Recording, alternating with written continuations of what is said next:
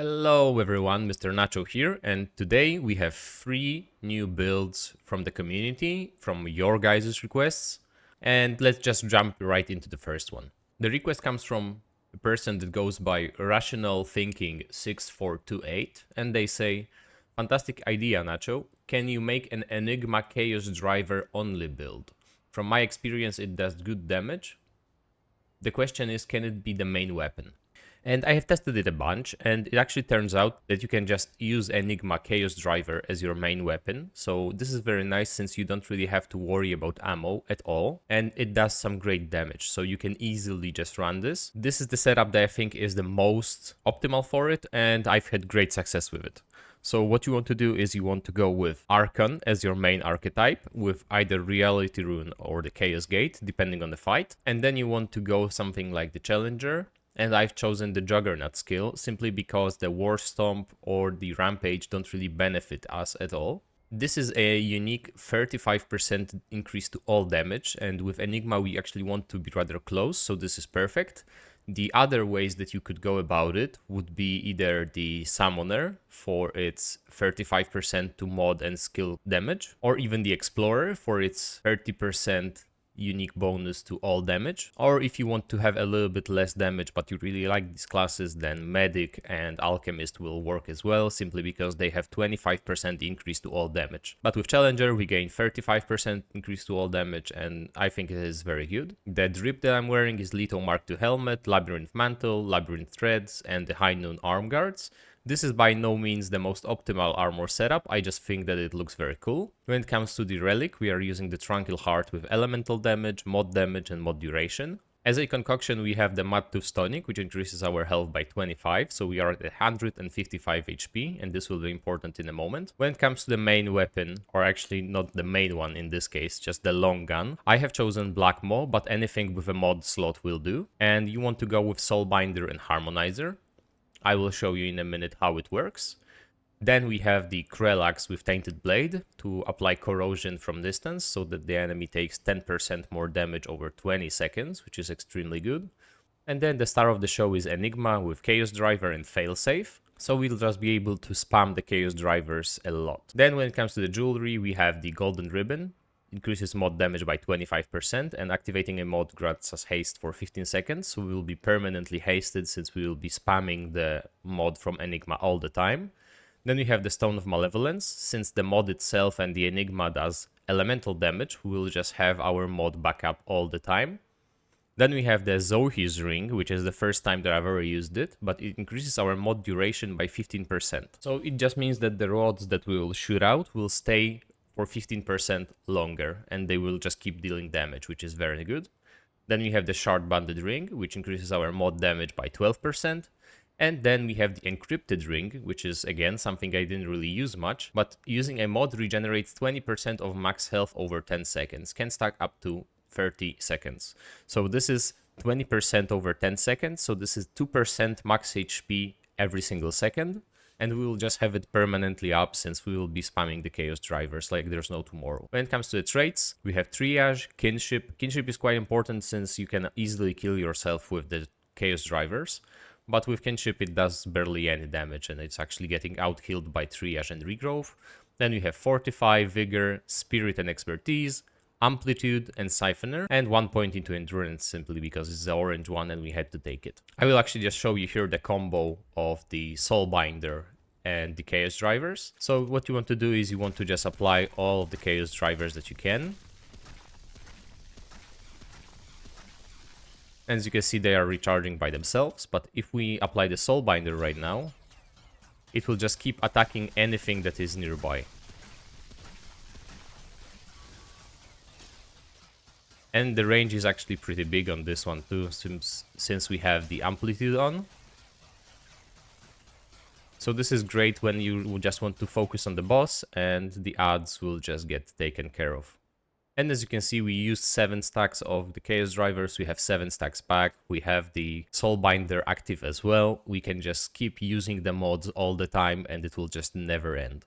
As long as they are dealing damage, then Stone of Malevolence and Archon Primary will just give us back all of the mod power that we can need. So right now let's just go into the boss fight and I will show you how this build works. If you don't want to see the boss fight, then just skip it and I will see you at the next build. And also, just so you know, I will be choosing the boss fights that can complement the style of the build, so I will not really make a flying enemy go versus a melee build or something with elemental resistance go against an elemental build. I'll just show the best case scenario, so you can just see whether this is worth it for you. Alright, so on to the boss fight.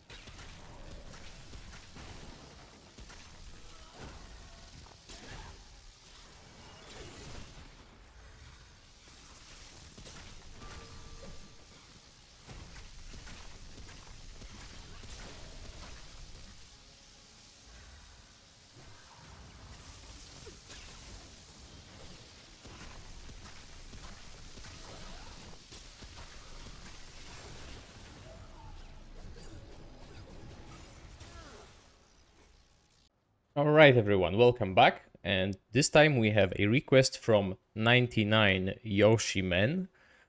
Could you try making a full summon build, like summoner and handler and using mods that are summons?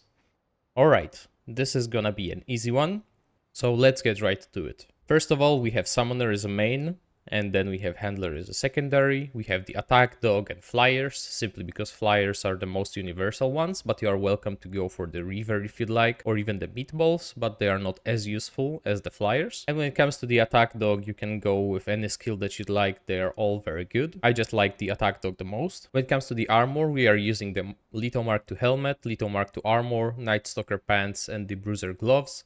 And again, this is not the most optimal setup when it comes to the weight to armor ratio, but it's just very good and I just like it. Next, we have the Pulsing Heart as a relic, and on it we have skill damage, health, and healing effectiveness. Then as a long gun, we have the Chicago typewriter, but anything with a mod slot will do, with Root Lash and Failsafe. So we will just be able to spam all of the root tentacles. With Failsafe, it will let us spam some more of them. And the main thing that they do really is they heal us back, so this is extremely nice, but they also do some damage, and they take away the attention of the enemy. Whatever else you could go with is the Night Guard, which is a little bit worse in my opinion. It does less damage, but it can apply curse. And something that I wouldn't recommend you go with is the Familiar, simply because it can damage your own minions whenever they are fighting. So it can actually kill your dog or your flyers whenever the enemies get too close and the Familiar just starts attacking. But whenever this gets fixed, I would recommend actually putting a Familiar on the secondary slot, or the Night Guard on the secondary slot should be fine as well. But right now in the secondary slot we have the Corrupted Rune Pistol, just because we need some more damage than we have right now. So the Death Brand will actually increase all of the damage the enemies take by 10%, which is extremely nice. And we have Bottom Heavy on it, simply because it's a good weapon on its own. And with Bottom Heavy it can actually deal quite a lot of damage. And then we have staple Krelax with Tainted Blade, just so we can apply Corroded to the bosses and elites. When it comes to the jewelry, we have the Jester's Bell, which says it increases mod and skill cast speed by 35%, which is insane, and casting a skill or mod increases all damage by 20% for 15 seconds. We will be casting a ton of mods, so this is not a problem. We'll have this permanently up. The other things you could go with are the Silver Ribbon, the Soul Anchor, or even something like the Whispering Marble would do, but it's not recommended in this situation simply because we will be overcapping a lot on our bulwark stacks, and we will just have a ton of bulwark stacks already because of the Soul Guard, which means that we gain a stack of bulwark for each active summon. So we'll have 1 for the dog, 2 for the flyers, and then we will have just 2 more from the Root Lash, and we also get 1 from the Dried Clay Ring, which translates 60% of our resistance from bulwark into damage, which is very nice. Then we have Soul Link, which means that the minions and their damage will heal us for 5% of their damage. And on top of that, we also have the Encrypted Ring, so that whenever we use a mod and we will spam Root Lash a lot, we'll just continually regenerate HP. And this is basically like a tank build connected with mods and summons, so that they do all the work for you. And let me just show you how it works in a minute. Let's just go through the traits. We have Triage, Fortify, Flashcaster, Vigor, Spirit, Expertise, Ragged, Bloodbond, and Siphoner. This is a very good setup. There is a second one that I would like to go through, and it was recommended by the user that goes by the Goldfish, and they said, could you please make a build around 100% uptime minion Ruthless? Atonement Ring plus Trade Blood Bond does this, but I'm having trouble keeping them alive for a long time.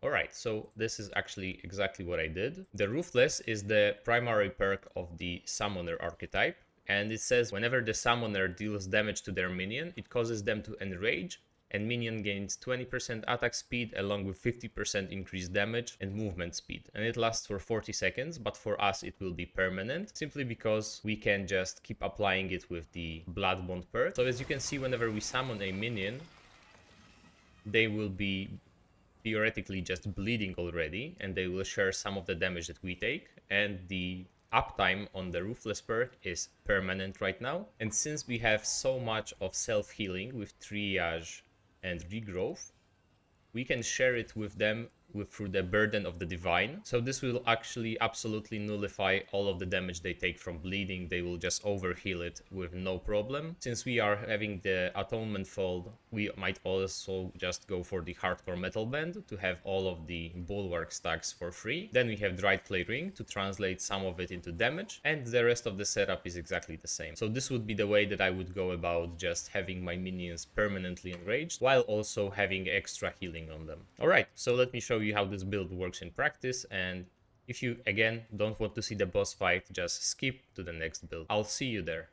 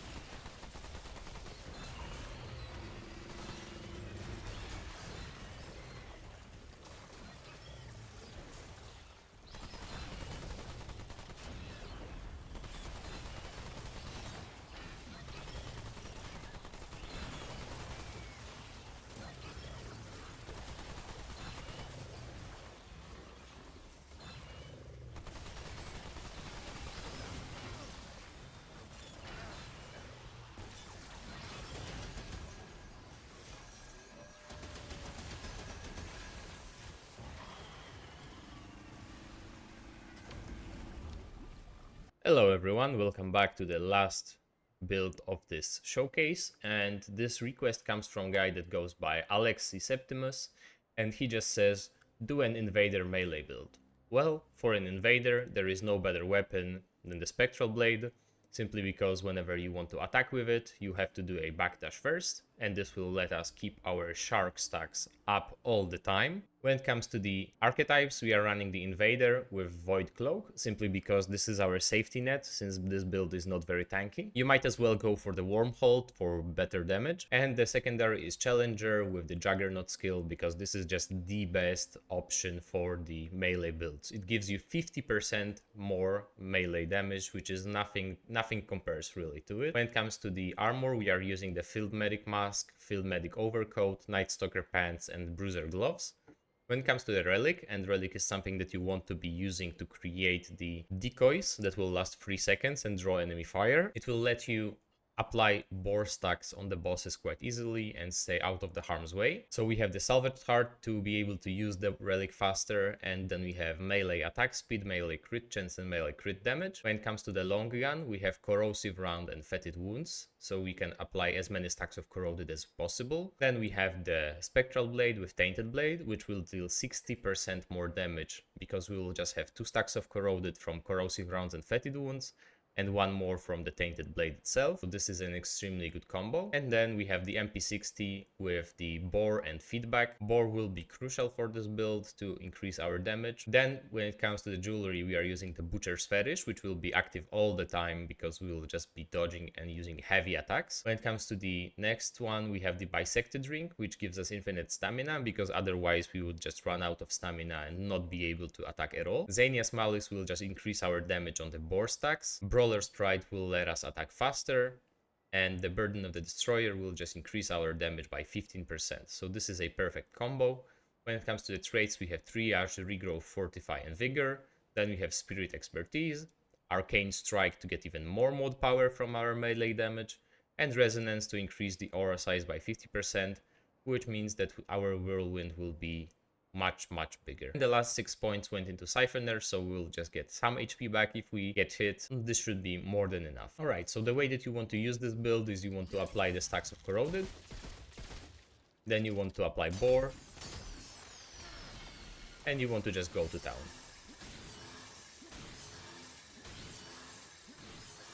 As you can see, we have our bore stacks back up already. We have done quite a lot of damage. The AoE is insanely big, since it just covers all of this arena. And the corroded stacks also just give us 10% extra damage on the enemy. So let's just take it into a real fight and let me show you how it works.